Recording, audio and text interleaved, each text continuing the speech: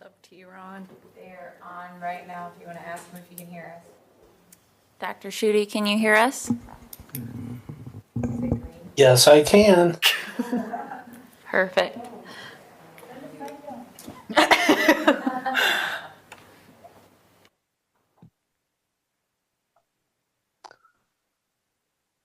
I'm not going to let you see me, however.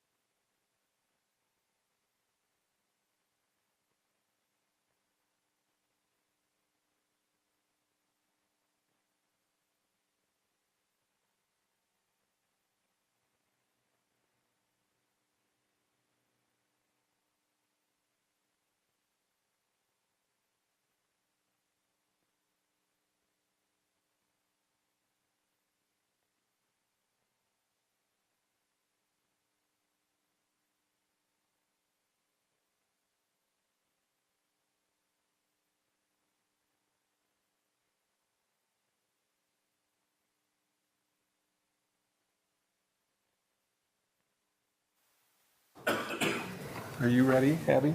Sure. Okay, we will call the meeting to order. This is the time and the place for the March 23rd, 2026 regular board meeting of the Marshalltown Community School District. Welcome to all of you joining us here this evening. Welcome as well to anybody who might be tuning in or watching via the live stream. There should be a pink sign-up sheet there on the speakers table for anybody who wants to address the board during public comment time. Abby's going to find it and get it on the table just in case.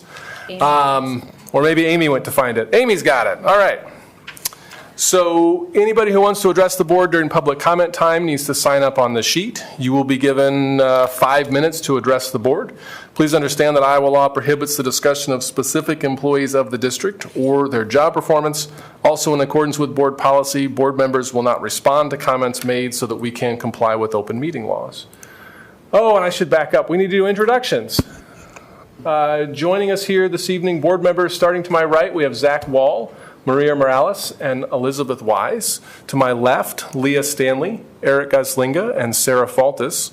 We have one of our student board members here this evening, Audrey Miller-Pfeiffer. Audrey, how was spring break? Nice. Immediately to my left is Dr. Shauna Smith, the Executive Director of Education, Learning, and Curriculum. To my right, we have our Director of Communications, Abby Cook. I am Sean Heitman. I think Dr. Theron Schutte is joining us via the miracle of technology from his home. Is that right, Dr. Schutte? That is correct. There he is. I think that's all the stuff we need to do. Did I get it all, Abby? I think so. All right. Would you all please join me then in reading the mission statement of the Marshalltown Community School District?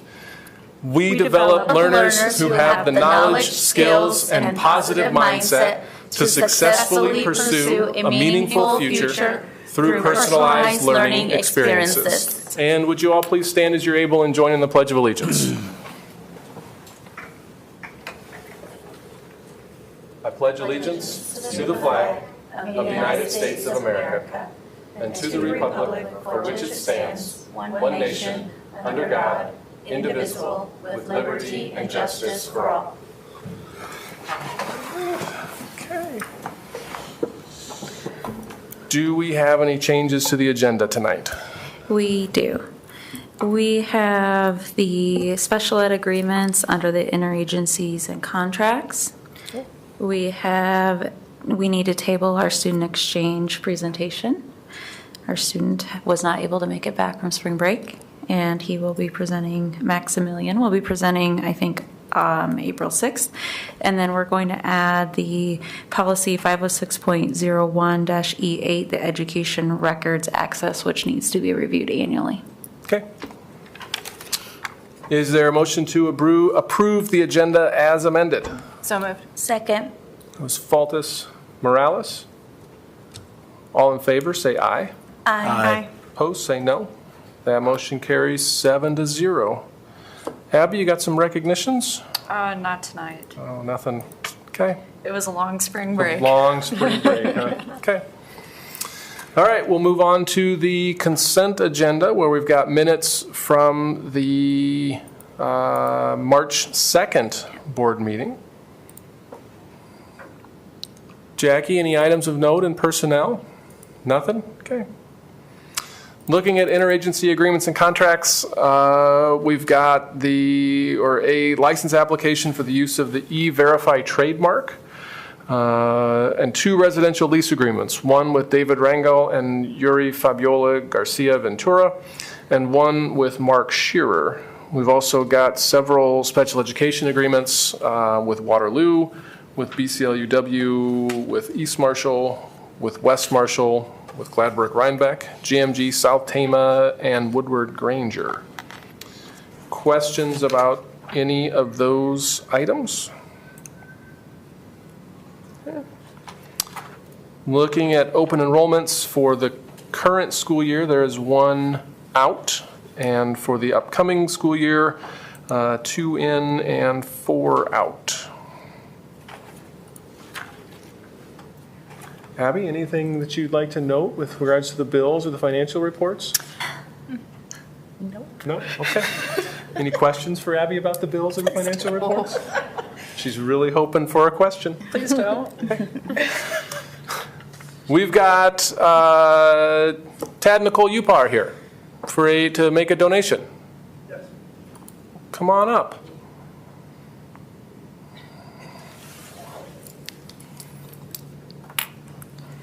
Do we need to sit? You sure can. Okay. We'll sit in the middle.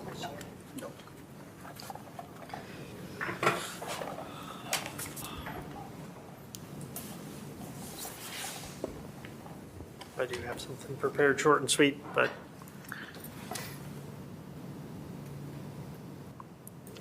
I better have some glasses because I'm getting old. You guys don't know anything about that? So I'm Tad Upa, and this is my wife, Nicole Upa. We're Marshall residents. Our son is a freshman at MHS. For you guys that don't know us. Our family would like to make a donation to our local FFA chapter. This is our son's first year in FFA. In the short time that he's been in there, we've watched him grow in confidence, responsibility, and pride in his work. He comes home excited to share what he's learned and the stories about FFA. He genuinely looks forward to being involved in this group. FFA has already given him opportunities to step outside his comfort zone. He was in the sub-districts and districts for one of the teams that he was on. He's built leadership skills and is being part of something meaningful. As parents, that means a great deal to us. We are truly grateful for the advisors and educators, especially Mrs. Gray or Miss Gray, who invest their time and encouragement into these students. As a lifelong member of the community myself and an MHS graduate, it is an honor for us to be able to give back to this community in this way. So we'd like to present Miss Gray with $750 to be used for the Marshtown chapter of the FFA. Thanks.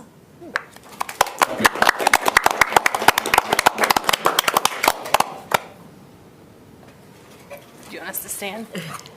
Picture time.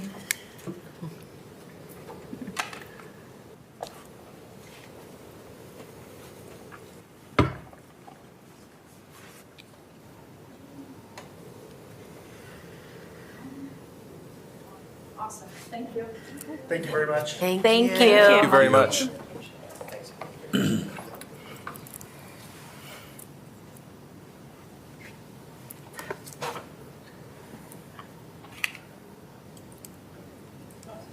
Now, somebody needs to make sure they get that check, because normally Randy takes a hold of all those checks.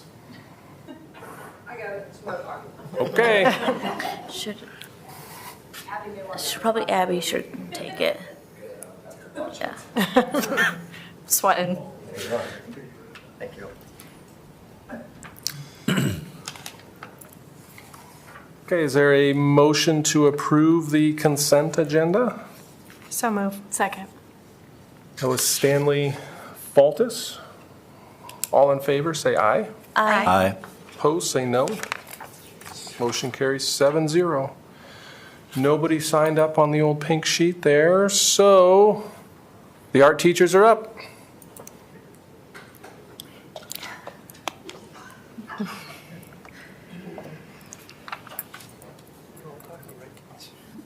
This looks fun. Hi, everybody. I'm Kirk Niehaus from Marshtown High School Art Department. It's Ellen Banster, our newest member, and Garrett Rollins, our, I guess, second to the newest member. We're here to ask your permission to take students to Chicago to the National Museum of Mexican Art and to the Chicago Art Institute on April 11th and stuff. So I hope you had a chance to see our agenda. We plan to leave about 4:30 in the morning. Excuse me. And go to the, stop for breakfast in DeKalb, as it says up there, and then go to the National Museum of Mexican Art for hour and a half, and then we'll go over to the Chicago Art Institute. And when we're done with the Art Institute, we're going to walk across the road and go to the Bean and see all that over there and the artwork that's in their garden, and then head back home. So our goal is to be home by midnight. So it works out pretty good. It's way better than when we used to take them overnight. That's not very relaxing at all. I got tired of sleeping in the halls, so, yeah, it's a nice adventure. We have not been able to do anything like this since the fall of 2019 because of pandemic and different things that have been going on. So our first venture out for getting more back to normal for us. I didn't know it'd been that long. Yeah. Wow. Yeah, so it kind of putting into it. So we have a donation coming from the Arts and Cultural Alliance to help pay for part of this. Prior to 2019 or in that area, we had raised money to go on trips and to bring in a guest artist. So that's money that will be used to pay for this. We're charging each of the students $50 for the trip. We want them to have a little something invested so they don't wake up and say, oh, I'm tired, I'm not going to go. And us only take half a bus instead of a full bus. With us, we're going to supply a sack lunch for them at noon that will come out of the art club account. And then breakfast and lunch will be on their own. They can bring a cooler of food if they would like to have that on the bus instead of eating fast food at DeKalb. So. That's our agenda. And I have a contract for a bus that I also need to get signed tonight. Okay. Questions? You're all welcome to come with us. Sounds fun. We're always looking for chaperones. Eric? I'm working. Okay. It's a Saturday. It's a Saturday. It's Saturday. It's a Saturday. It's 11. He's How many gonna go students did you feverishly say? apply for a part-time job. Our plan was to take 50 students, if that's how many would like to go. For the Art Institute, they need a chaperone for every 10 students. So we have a 56-passenger bus. So if we get that many, currently we have 25 that have signed up. Okay. So. If there's no other questions, we need a motion to approve the out-of-state trip as presented. So moved. Second. Oh, that's Wall Morales. All in favor, say aye. Aye. Opposed, say no. That motion carries 7-0. All right, thank you. Yep. Can I get you to sign this now so I can send it to him tomorrow? Yeah, I think so.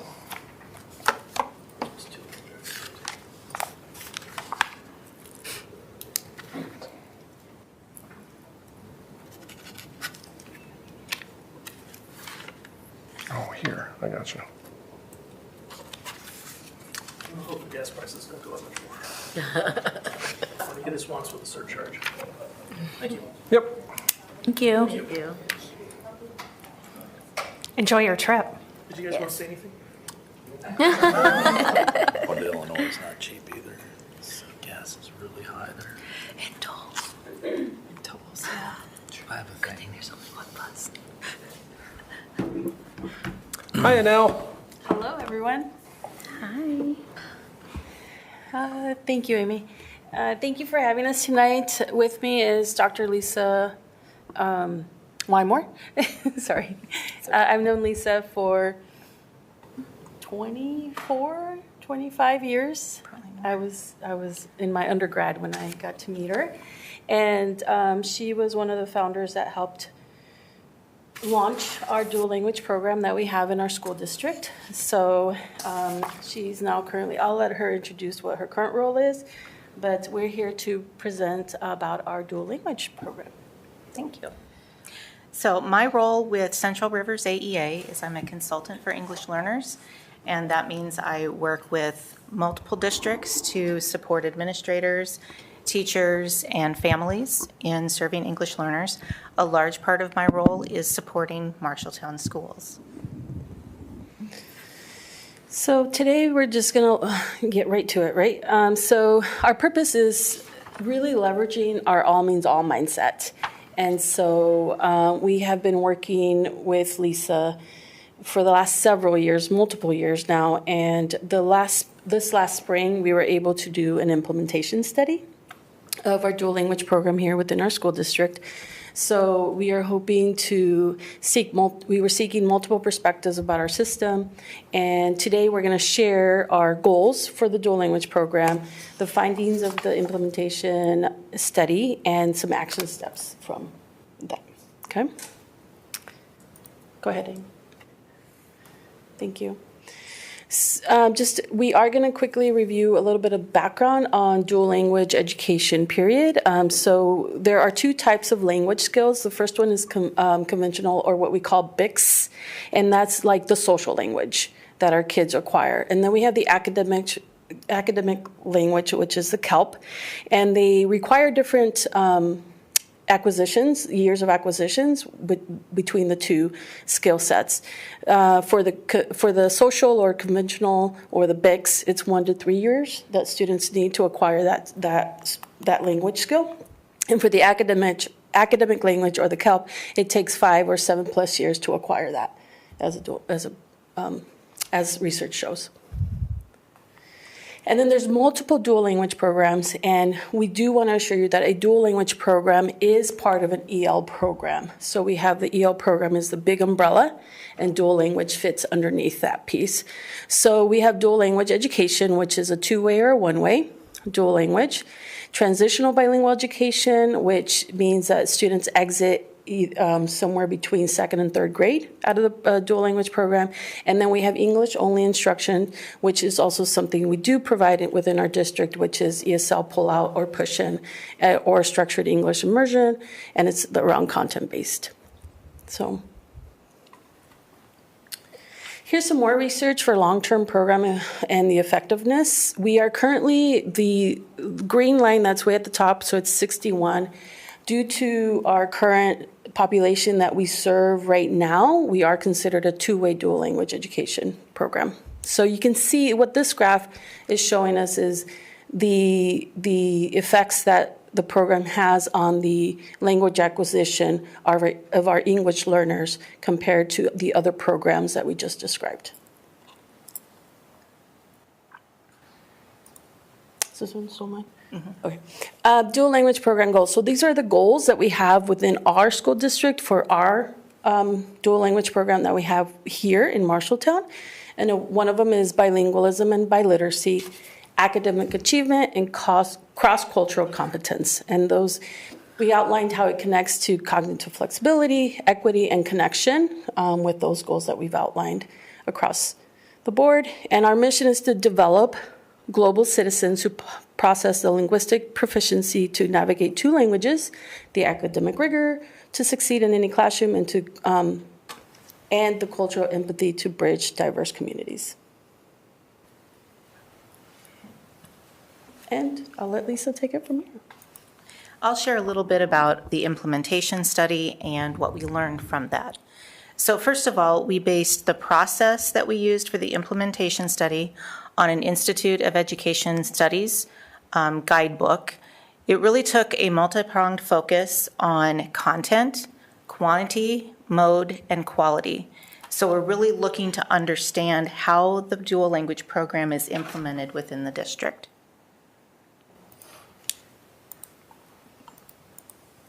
Some questions that guided our study are: what does implementation look like across our different school sites? How does the context in which the dual language program is implemented vary across school sites? How does the context shape implementation? And what are the impacts on dual language students and dual language teachers? And then finally, how is our implementation of dual language education similar and different from other dual language programs across the country?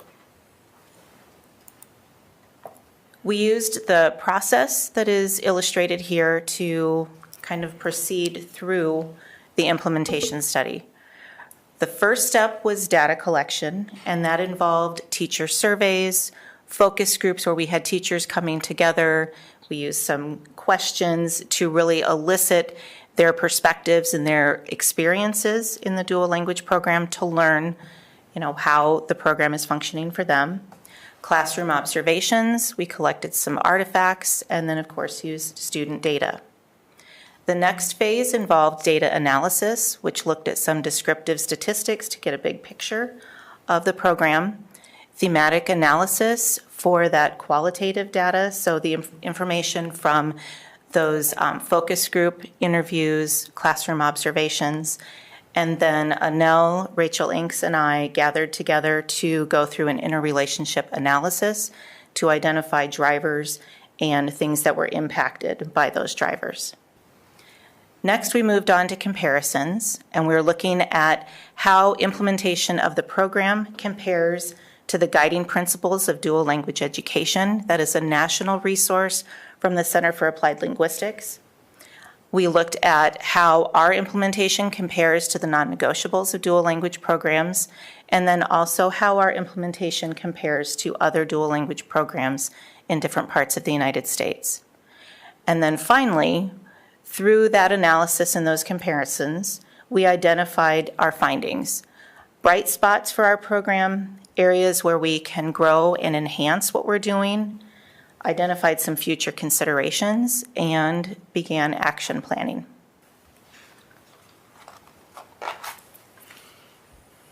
So here are some big picture findings from the classroom observations.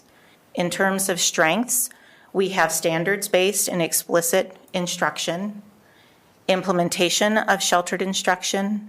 Our teachers maintain the language of instruction, which is really crucial in dual language programs. Instruction supports biliteracy development. Our teachers are using engagement techniques to increase student language use. We want kids to be using language so they learn it. Our teachers are using formative assessment and comprehension checks, and students are utilizing the scaffolds and resources that teachers provide to make meaning. We also identified some opportunities for growth, some places where we can enhance our practice. One would be intentional and ongoing opportunities for students to make cross-linguistic connections. We noticed that student talk is not distributed evenly. So there are some students that talk a lot, and there are some students who talk less, which you'll have in a classroom, but we want our kiddos to talk. We also observed some important trends. One, which is students often switch to English during less structured time. So even in the classroom where they're supposed to be receiving Spanish instruction, when the activities or that time is less structured, students would transition to English rather than staying in Spanish. So that's something we want to be mindful of. We also noticed through teacher perceptions and teacher observation, also when we were in the classroom, that students' confidence with speaking, reading, and writing in Spanish is not what we would hope it would be, especially at higher grade levels. Students still find that intimidating.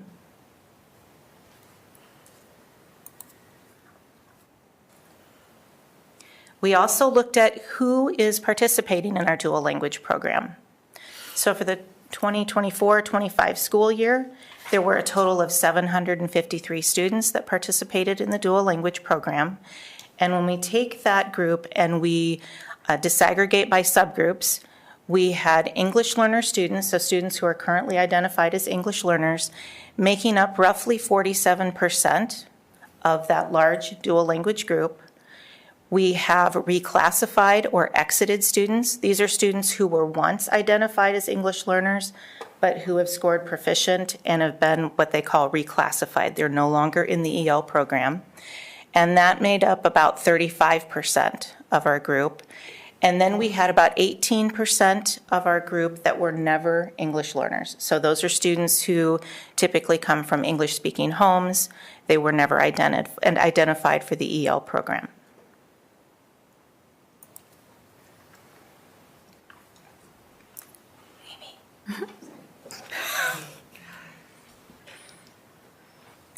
We also took a look at some student achievement data.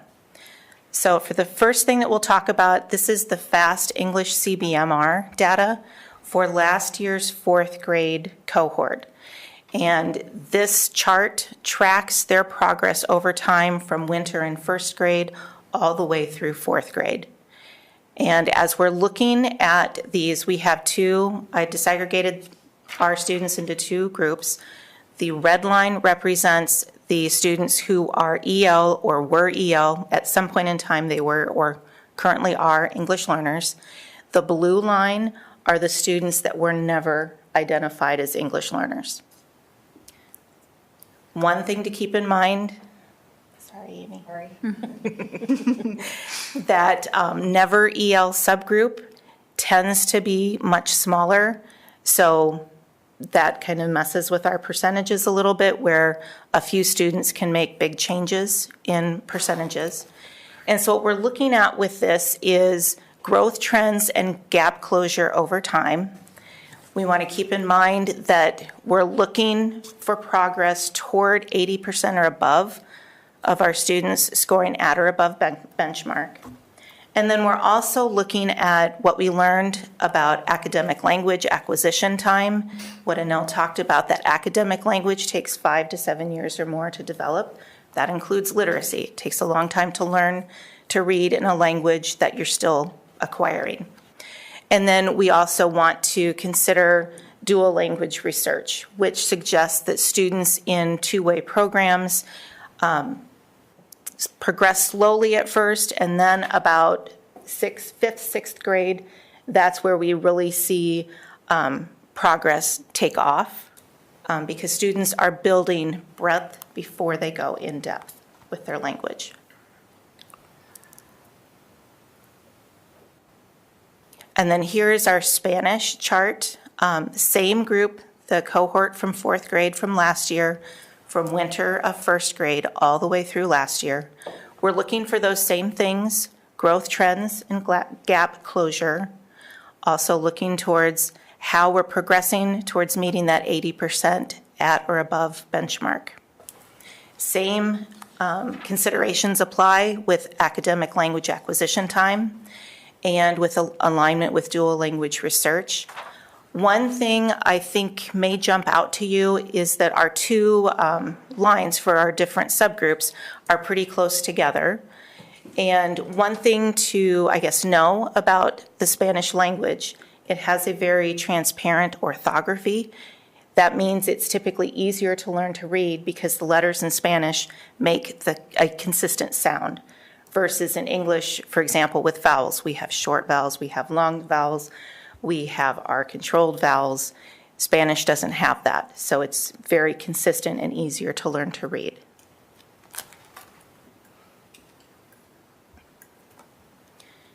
We also took a look at our systemic student data collection in terms of formal standardized assessments. And we were looking at when we're measuring in English and when we're measuring in Spanish. That first row talks about the English language proficiency assessment that helps us learn how students are gaining in their English proficiency. This assessment is administered only to English learners and only until they score proficient. We do not have a formal standardized Spanish language proficiency assessment at this time. We have English literacy measured through FAST and ISASP for multiple grade levels. We have Spanish FAST literacy data measured at Woodbury in kindergarten through fourth grade. And then for the seal of biliteracy, that's kind of like the next point. We get a picture of how kiddos are doing in English and Spanish.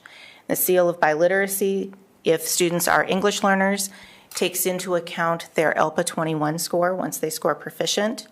Students can also use the ISASP to demonstrate proficiency in English. And then for the Spanish component, the district uses the STAMP assessment, and students can test in the winter and spring windows each year in high school whenever they're ready to do so, to show their proficiency.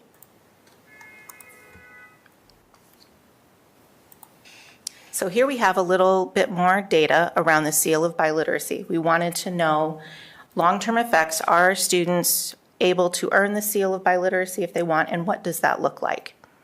So in this group, we're looking at data from 2019 to 2024 that Rachel Inks shared with me. And we had 351 students earn the seal of biliteracy. And then with her data, I was able to disaggregate to see which subgroups are in this pool of students earning the seal. That blue group are students that are considered ever English learners. So at some point in time in their career, they were identified as English learners. And they likely have, tested proficient. That red slice of the pie are the students who are ever EL in the dual language program. So those are students that were identified EL at some point in time who participated in the dual language program. The smaller orange sliver of the pie are the students who were never identified as English learners but participated in the dual language program. And then you have another slice, that green slice of about almost 18%, are other students who were not EL, not in the dual language program. Perhaps they participated in the world language programs at the high school. So that kind of makes up your picture of who has earned the seal of biliteracy.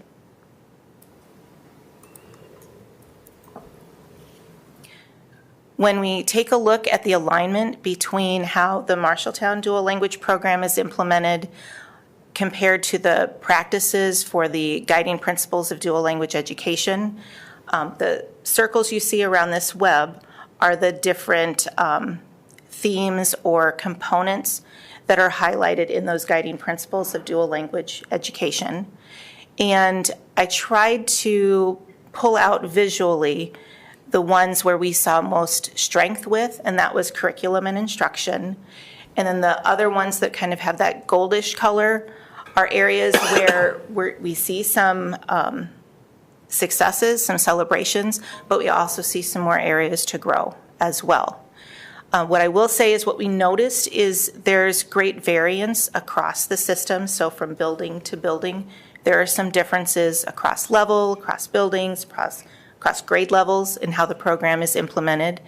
One thing that showed up very clearly, especially with certain newer programs, is that we have some materials gaps in Spanish. So, for example, oftentimes in the United States, because we are an English-speaking country, our curriculum materials are very robust in English, and then Spanish may be built for dual language programs in addition to that, but the Spanish materials may not exactly be the same as the English. There may be some things that are just not available or not developed, and that's what we've noted as well.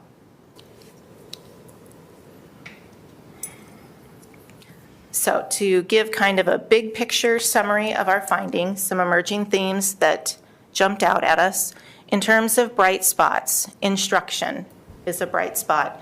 We have standards-based instruction, strong implementation of sheltered instruction practices to make instruction comprehensible for students, regardless of which language they're speaking. There's a strong emphasis on language development and pride in bilingualism. We see equity and access for students, especially for newcomers who enroll at upper grade levels. This is helping them access grade level content. We have a collaborative and committed staff who are focused on assets that students bring to the classroom, and they emphasize academic language. Some sticking points are some areas where we can enhance our practice. Consistency in communications, that cohesion across school sites so that the program functions more as a system versus pockets in different buildings. Literacy instruction ends after 4th grade, and that emerged as something maybe leaders want to take another look at. We also, another topic that came up was dual language specific learning for dual language program teachers. So continuing to build their toolkit and their proficiency in using different practices, different strategies to really support biliteracy, bilingualism, and comprehensible instruction. I mentioned before we have some gaps in materials. We also have some staffing constraints, just with certification and needing to be able to hire high-quality teachers who can deliver instruction in Spanish. That means they have to be bilingual, they have to be biliterate, they have to know that academic language in Spanish. I noted earlier also that students default to English in those less structured periods during instruction. We have some skill gaps in Spanish, especially with literacy. That kind of goes back to how long we're providing that dedicated literacy instruction. We also want to consider systemic student progress data. So is there a way for us to systematically keep a pulse on how our students are acquiring both languages? And then awareness and ownership, understanding that the dual language program is a district-wide program and that all are a part of it.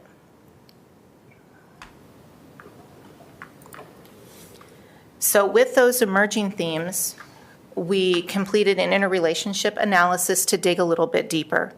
And this helped us identify drivers and then also resulting impacts from those drivers, so that as we move forward and we really focus on what can we do to make changes, that we're focusing on the right things, that we're focusing on those drivers to leverage our work to make an impact.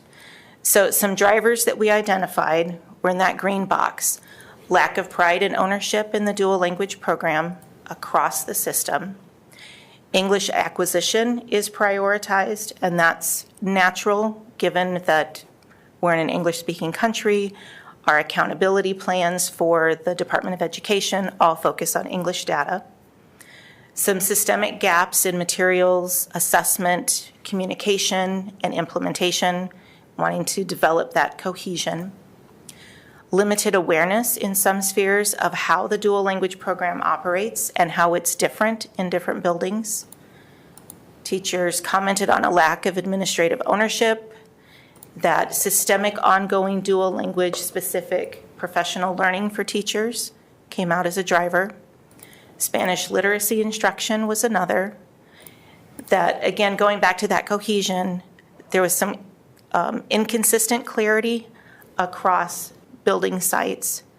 And then generally, a way to improve would be to strengthen structures and environments to foster student Spanish language use. And in that green box, you'll notice there are 5 stars. Those are the kind of quick wins that we identified that we could act on right away this year. Resulting impacts are listed in that blue box. So because of those drivers, we're seeing a perceived lack of consistency or quality across sites. We have staff members that feel deprioritized and isolated. We've seen skill gaps in Spanish, particularly in literacy. Students defaulting to Spanish. English, sorry. Inconsistent parent engagement and understanding of dual language program. There's some questions there. A lack of robust routines for language development, those cross-linguistic connections. A perceived lack of understanding that the dual language program is a district program. And then when we have those materials gaps for curriculum, that creates a heavy workload for bilingual teachers to translate or create materials to fill in those gaps. With that, I'll turn it back over to Anil to talk about some action steps. So based on those impacts and drivers that Lisa just shared, we did identify some quick wins for us for this school year. And one of the things that we are currently underway for this school year is monthly pre-K through 12th dual language program PD. That's aside from the professional development all our teachers are receiving on the identified days that have been laid out for this calendar year. These are monthly meetings that we have. We're housing them currently over at Woodbury due to Woodbury being the school that has the majority of our staff that are delivering the dual language program to our students. And Linehan, Miller, and high school teachers then travel over once a month to Woodbury to receive this professional development specifically around the dual language. And this year we are focusing on cross-linguistic connections. And so we are also discussing non-negotiables of the dual language program with our K-12 dual language teachers. Some multimedia resources that Lisa is helping us develop, and hopefully in the future working with Abby to see how we can promote some of these multimedia resources through our website.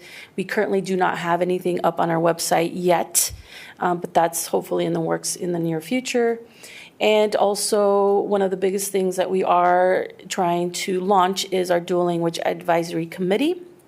And we used to have a dual language advisory committee years ago, and it just kind of dissolved over time. And now we want to relaunch that committee, and we are inviting all stakeholders from anywhere within our community, within our staff, within our school district, to be part of that dual language advisory committee. And we'll explain a little more about what that looks like, because we are going through an application process. You can go ahead and scroll. So what supports do we need from you? Is this mine or is this yours? Oh, this is mine. Consider joining our dual language advisory committee. So we do have, again, like I said, an application process. It's a quick form, Google form that you can fill out. Or if you know of anyone that may be interested in being part of our dual language advisory committee, we ask that you do promote or advertise or share the link with them as well. Our first meeting is scheduled for April 30th from 4:30 to 5:30 with the location to be determined yet. So with that, do you have any questions for Lisa?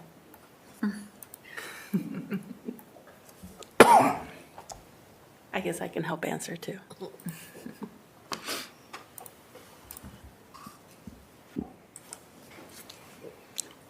So how does the dual language, you were talking about, we mostly just look at K4 and then at the high school level. How does that dual language program really follow students to Lenahan and Miller today? And what specific things are you suggesting that we change for more Lenahan and Miller versus Woodbury?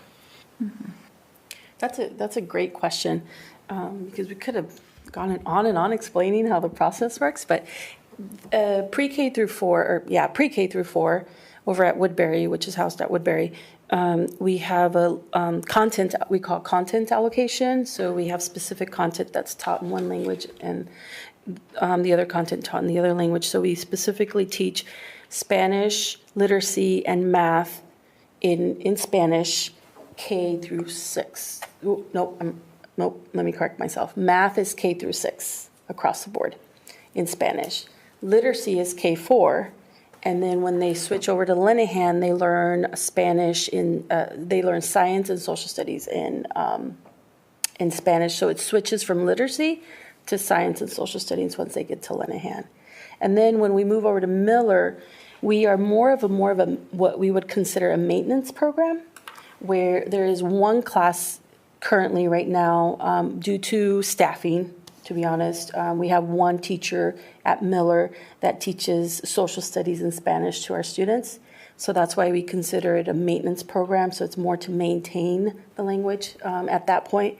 And then when they go into the high school level, they are able to take either world languages or they are assessed to see what level of Spanish they can jump into once they receive.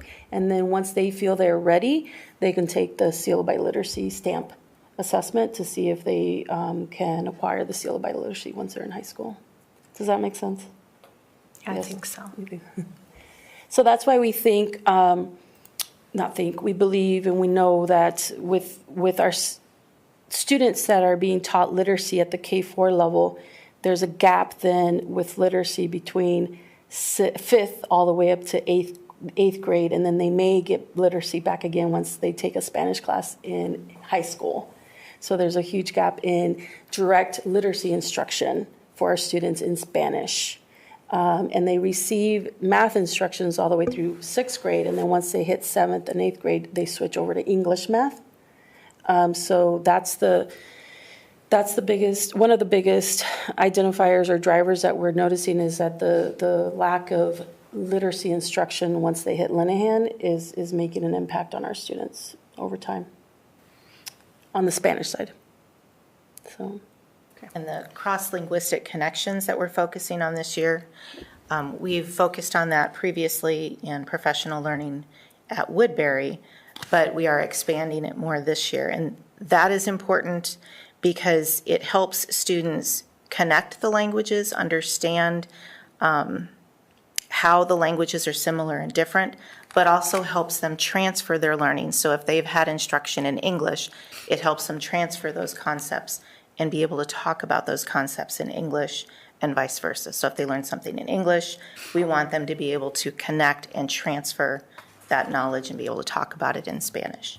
Yeah, and it has to be very purposeful, because we cannot expect our kids to naturally make the transfers between the two languages.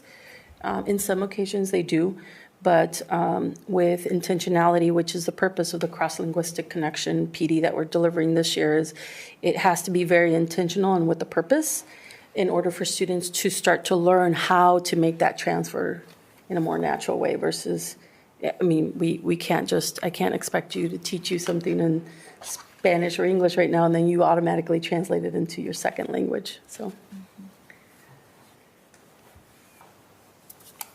Good question. I have another one. How many students from Woodbury continue in the dual language program in Lenahan and Miller? Or do you have a lot drop out after, like, just go not continue in a dual language program after Woodbury? It's rare, honestly, to see a student drop from Woodbury to Lenahan. We actually have a big class over at Lenahan, unless Shauna has something, but it's rare when we do have some, because this is a parent choice program. Some parents may decide to pull their child from the dual language program at Lenahan, but it's very few, and it's not often that it occurs. Okay. Now from there to Miller, again, it's rare, and it's only one class that they're taking at that point when they're at Miller. And then we would have to pull some data to see how many students, I don't have it readily in front of me, but from middle school to high school, how many continue in the Spanish path, whatever path that may be for them, whether it's world language or one of our Spanish courses, or they just jump right into taking the seal of biliteracy. Also, we have that as well. Are class sizes at Lenahan impacting achievement and opportunities for some of our students? I noted 2 years ago and last year there was some discrepancies and inequities in the student-teacher ratio in those classrooms versus some of the other classrooms at Lenahan. Yeah, that's a great question. At fifth grade right now, we currently have multiple classrooms that participate in the dual language program. And the number of students that are part of the program is evenly distributed, and it's comparable to our counterpartners that are the English-only classrooms. At sixth grade, we do see a discrepancy where our class numbers do increase due to the number, again, of personnel that we have to teach the courses that we need at the sixth grade level. So yeah, for example, the fifth grade classes, if there's 3, one is collapsed into the 2. So by the time they're in sixth grade, there's 2 sections. But like I said, not a lot of parents are removing their students from the dual language program. So there is a greater number of dual language students sitting in a classroom compared to their counterpartner. How is it impacting? I mean, we can go back to the research on like class size, right? I think it really is something that we do want to look at for Lenahan. I don't think it's something we'll be able to change for next year because, again, it really is, the driver is what staff, human resource, what teacher staff do we have available. And the way Lenahan is structured right now of how teachers deliver instruction is very, how do I want to say, it's assigned. Specifically to certain content areas, so they would have to be a lot of restructuring.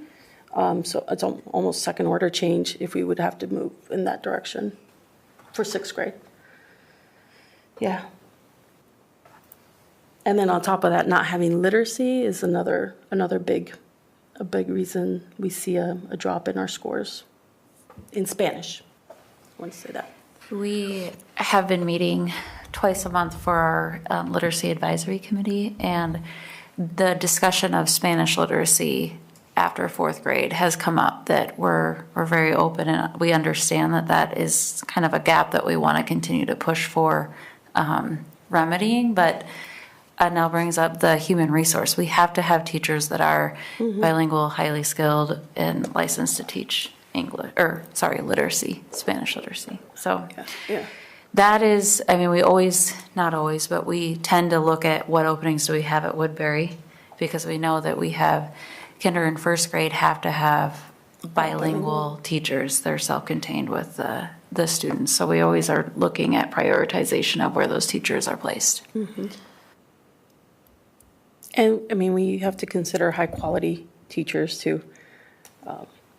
So I know when we interviewed at any time at Woodbury Elementary, part of our interview process is delivering the interview itself or the lesson that they had to present in Spanish to see their quality.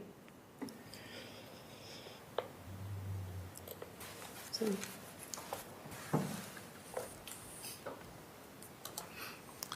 We are, this wasn't part of the presentation, and I'm sure you guys are ready to be done, but we do get a lot of requests for other districts that are either wanting to start a program or are already have a program. They always do, these do seek out guidance or advice, or they want to come and visit. UNI currently is working with Lisa, myself, Rachel, and Sean and Dr. Smith about UNI faculty actually coming and visiting not only our dual language program, but our ELL program as a whole, to see how the UNI faculty can start looking at how they can adjust their programming to meet the needs of our students. So that's April 10th. They're coming down April 10th to visit our schools. So we're trying to get into even the higher ed piece to develop some of those high quality teachers in order to be able to expand some of the things that we want to do here. But that's, yeah, so. Thanks, guys. Yep. Thank you. Thank you.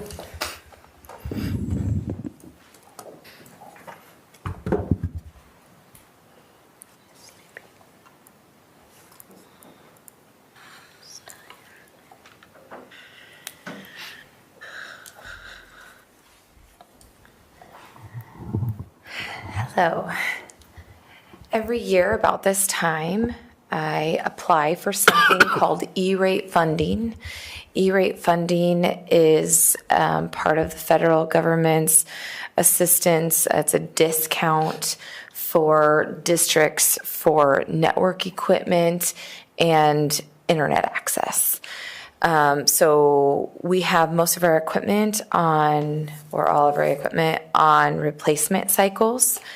Currently, we are almost end of life for our WAPs. That's wire, not what you're thinking. It's wireless access points. Thank you. And the wireless access points in our whole district, every building needs to be replaced. So that is a little over 330 access points. So in E-rate, that's we're at like an 80% discount for this. So that is all formulated by our free and reduced numbers. So the more need your district has, the higher the discount is.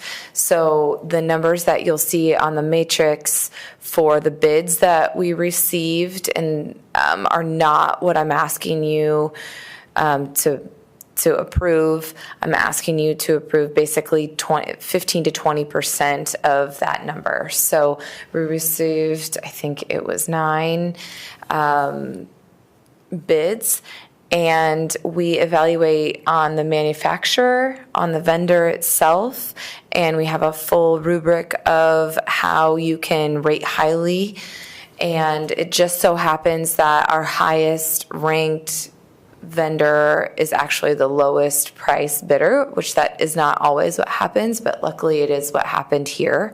We've worked with RTI several times in the past, and Meraki is actually owned by Cisco. So if you look up and you see the wireless access points, you'll see that they're Cisco. So we're kind of staying in the same family that we're trained to implement, and that our local AEA consultants are actually trained in as well. So we know we have support for those. So I'm asking for just a percentage of the $263,000 plus dollars. And what that'll look like is I will then fill out a form that says we're going with this vendor, and then in the future we'll write a PO for the whole amount, but the vendor itself will get paid most of that from the federal government. That might be over-explaining things, but it won't be an invoice right away. It will be by July 1st. So that's one of them, and then there's switches included in this one as well. And in the same agenda item, there is another Form 470 that I did for infrastructure at the high school. We have a number of closets, they're called switch closets, IDFs, that connect to kind of the brain, the hub of the building, and the fiber that goes between them is about 20 years old. So it has resulted in some drops throughout the high school, and we really, while we're going to replace the access points, want to ensure that we have a really healthy network over there. So the other bid, we had 4 vendors bid on, and we went with the one for Communication Innovators. They won the bid, although there was another company that came a little under them for price. This bidder had a fiber called Corning that is a high quality and able to be certified so that we know it's good for almost 25 years. And the vendor is highly regarded, highly qualified. The other one we're not familiar with, and was just something, they didn't even come and do a walkthrough, which we evaluate highly. So I'm asking for 20% of the $45,000 bid through Communication Innovators, and then 20% of the RTI bid for the WAPs and switches.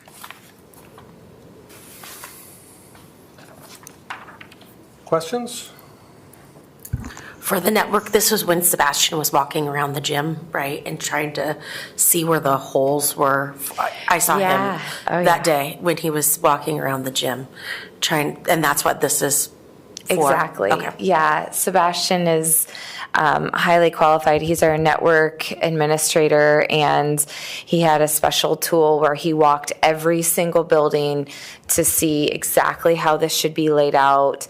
And because of his expertise, honestly, we currently have about 400 access points, and we think we can get better coverage and do better with this system with about 330. So he's really saved us money, and I know it will be implemented really well, and we'll be really happy with the coverage. He was pretty excited to show me about it. He geeks out. I love it. So it looks like out of our pocket, it'll be about $62,000 total. Yes. Okay. I would say, and I will always come back if there is a change to that. Currently, I'm working with the federal government to ensure that our discount is correct. So it's between 15 and 20%. The numbers that you're seeing are 15%, which is typical for us.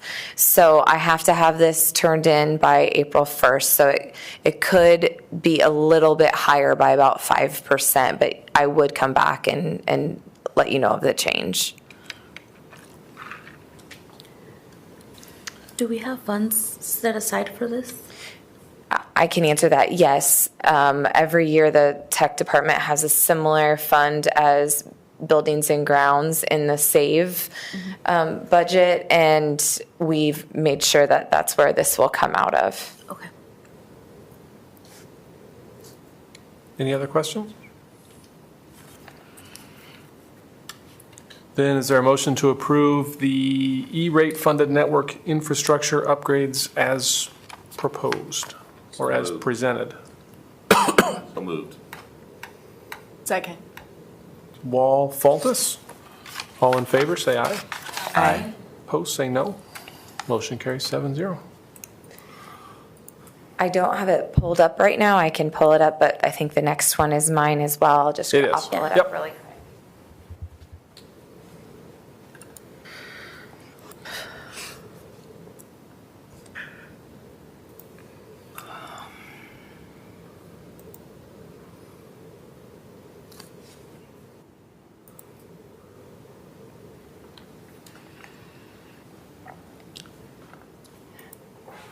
This was one that Randy was nice enough to slip on the agenda at the last minute for me. I got a call from our Acer representative, that's our Chromebook manufacturer.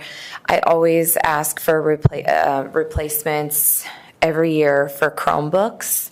They're all on a replacement cycle. We make sure each one lasts at least 4 years before we sell them and get new devices for students.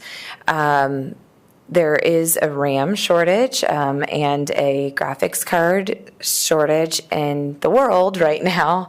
So a lot of the really high quality equipment is going to AI and different data centers and that sort of thing. So a lot of our Chromebook distributors are not getting some of the processors that they need for their devices. So the devices are going to go up in price. So they just said if you can get this on the agenda sooner than later, prices will go up April 1st, and that's from CDW. So I just wanted to put this in front of you sooner than I typically do. And for Zach, I just wanted you to see that I'm only asking for 9th and 5th grade units this year. I heard your feedback last year, and that was, can we make things go a little bit longer in the elementaries? There's less wear and tear, and we really do think we can. So we're going to suggest that we don't purchase for some of our younger grades. They have like 2-year-old, 3-year-old devices right now. Sometimes we would move those around and have one grade level be loaners for the entire district to get that 4th year. So we'll just have the students use them all 4 years, maybe 5 years before we replace for the younger grades. So these are just 9th grade and 5th grade. And then we always buy a little extra for issues like damages and that sort of thing. And then also for paras. And we have carts for registration and that sort of thing. So we have a little bit of a buffer with the 900. Usually we would buy 820 for 2 grade levels. So I'm asking to go out to get proposals from vendors. And then I would bring those back for your approval at the next board meeting. Questions? The only question I have is that we took it a step further. It seems like a lot of the students have their own devices.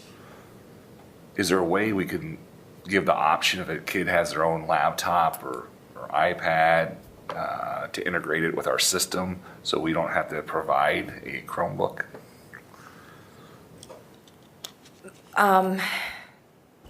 It's very difficult with cybersecurity to ensure. I don't have a way of managing someone else's device.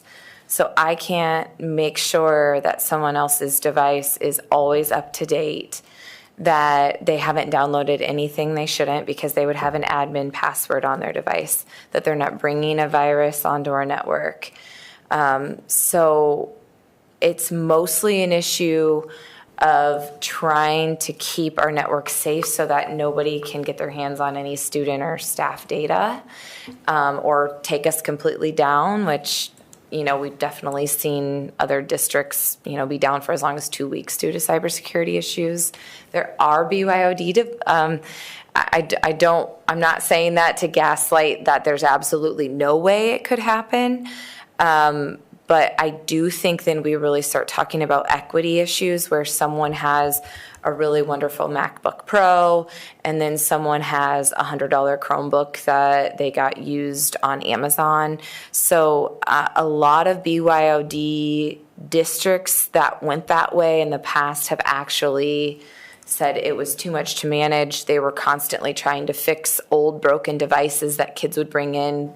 And then there were 20 different models. So how do we help you fix that? How do we make sure that works? It takes a lot of staff to have expertise in every single platform, whereas here we get one uniform platform for kids and for staff, and then we can work on all of those relatively easily. So I know that's a long-winded answer, but the short answer is it's just a lot more difficult.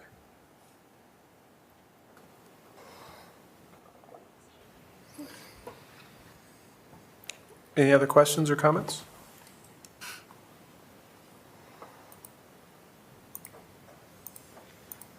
If not, is there a motion to approve the seeking proposals for the annual Chromebook replacement as presented? So moved. Second. Wall Morales? All in favor, say aye. Aye. Opposed, say no. Motion carries 7-0. Thank you very much. Thanks.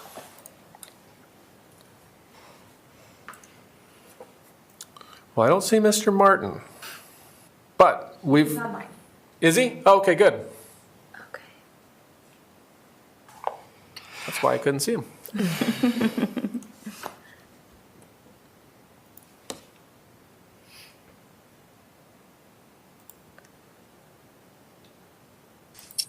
All right, can you guys hear me? Yep. Yes. Can you hear us? Okay. Yes, perfect. Thank you, Amy, for adding in virtually here.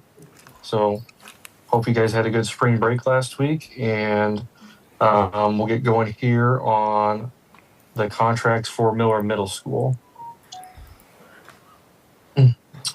So today's request for the board, I believe there's probably 16 contracts out of the 25 that we're recommending for approval. Based on these are the vendors that have responded back with signed contracts and all their applicable documentation, bonds, and so forth ahead of this board meeting. So the ones listed here have been pre-approved in our last board meeting with the information that Mitch went through. And then at this time, we're just asking for final signature by the board on said contracts here. And the contracts, Michael, those are the standard contracts we've used in the past, I assume? Yes, yep, this is the standard A132s prepared by Allers and Cooney that were used on the last early release bid packages. Okay. And so the remainder of the contracts will be back or will be here at the next meeting, do you think?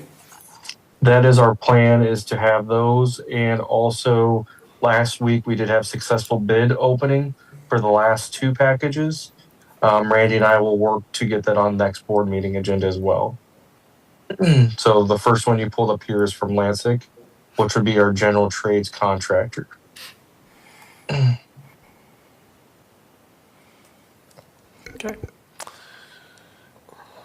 Any other questions for Michael?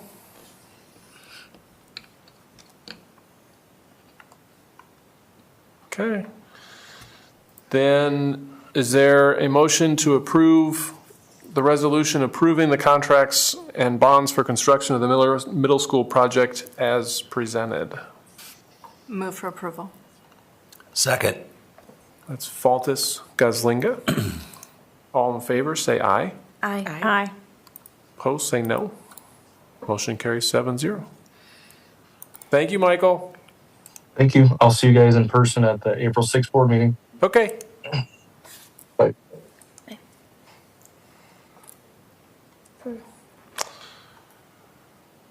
Who wants to talk about the tax exempt certificate? Okay. I think this is pretty straightforward.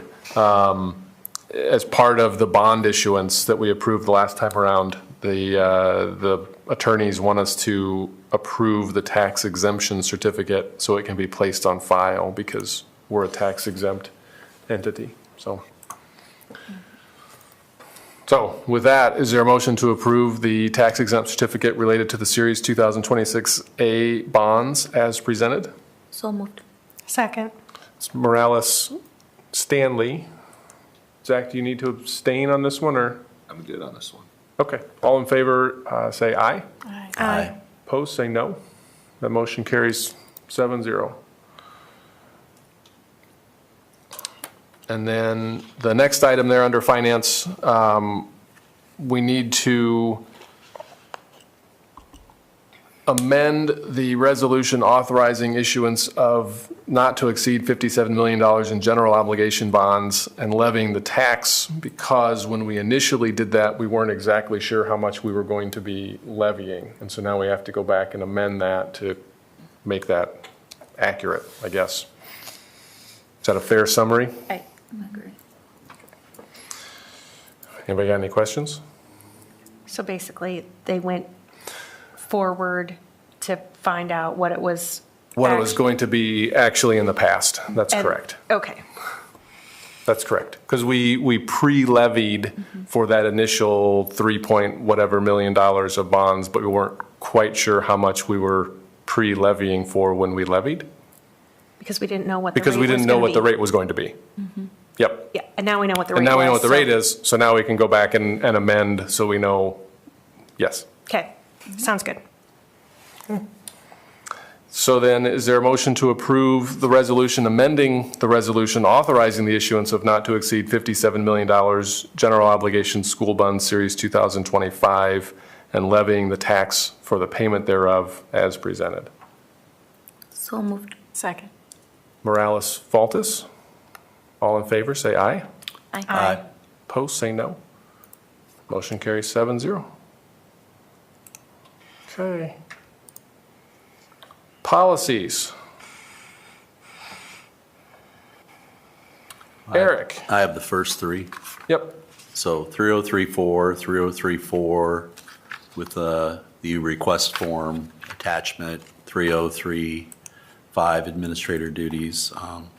Just recommending that they are marked as reviewed with no changes. Sometimes.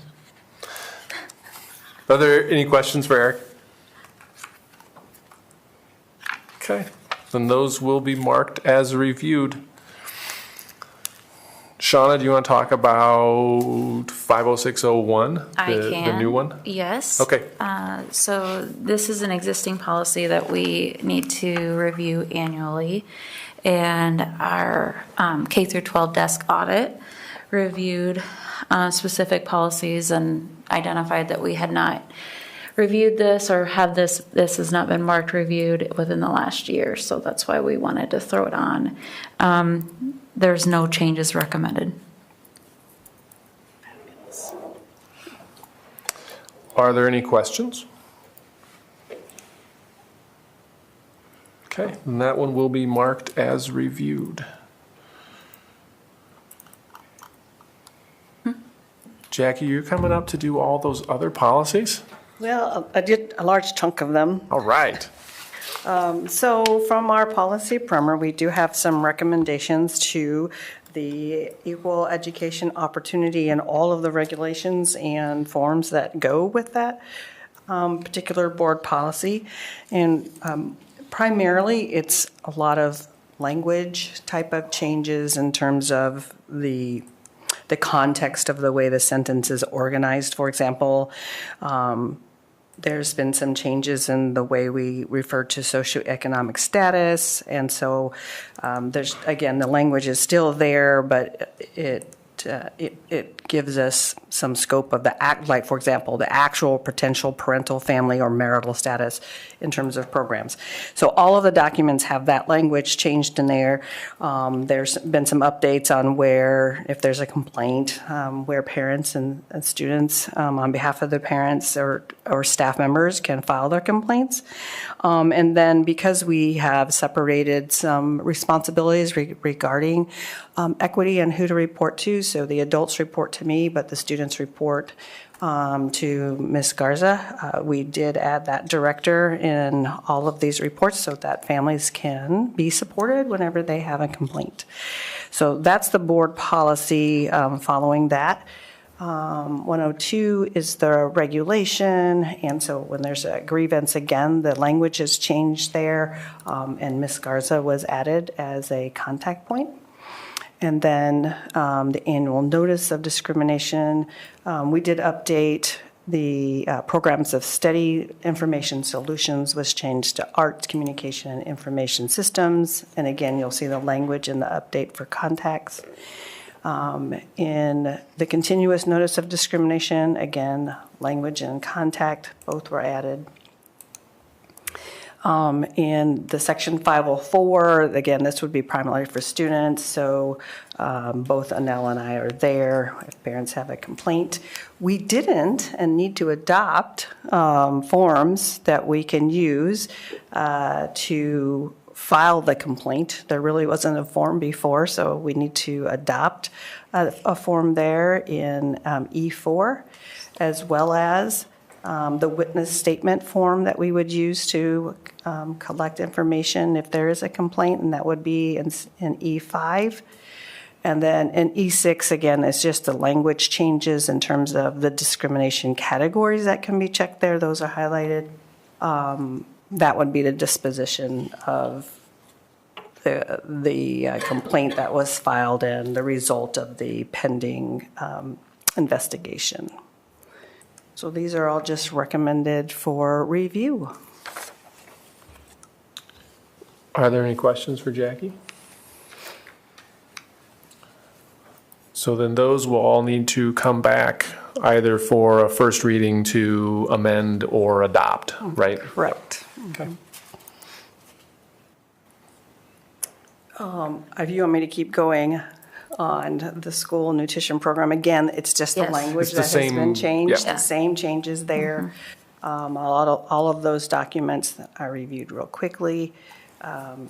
Any updates to where they can file their grievance, and then the complaint form was updated with the appropriate language. Same changes as in the equities or the equal educational opportunity statement.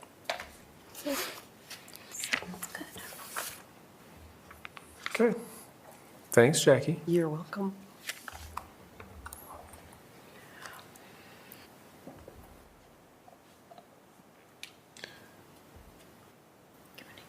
Abby, you got anything for communications tonight? No, sir. Okay. Did any committees meet since our last time together? I'm guessing not, given spring break. Yeah. Looking at our reminders, Maria, you get to do initial review policies for the April 6th meeting. Sounds good. That is probably right, okay.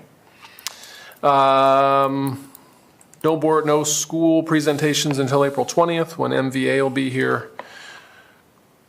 There's a meeting, or there's a tour or visit to Anson, but that's not for a little while, right? Correct. Yeah. April 21st Okay. at 8:40 in the morning. Any items anyone would like on a future agenda?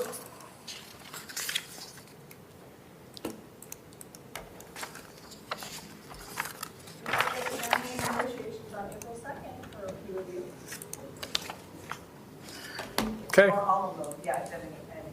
Yep. Because there's a few more, the 13th-ish? Yeah. Okay. Dr. Schutte, anything you want to add this evening? I look forward to being with you at the next meeting.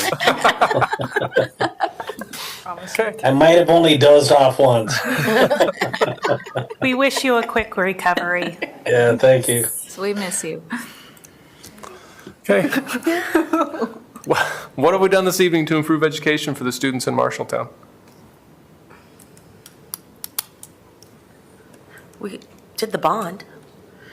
Approved all the contractors. Yep, Approved a bunch of contracts for the Miller project. Yeah. yep. Art trip. The art The trip. art trip. Yeah.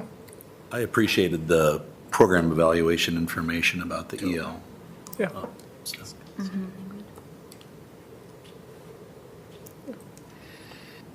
Okay, if there's nothing else, is there a motion to adjourn? So moved. Second. Baltus, Morales. All in favor, say aye. I Opposed, say no. We're adjourned. Thanks, everybody. Audrey, thanks for coming. was quick.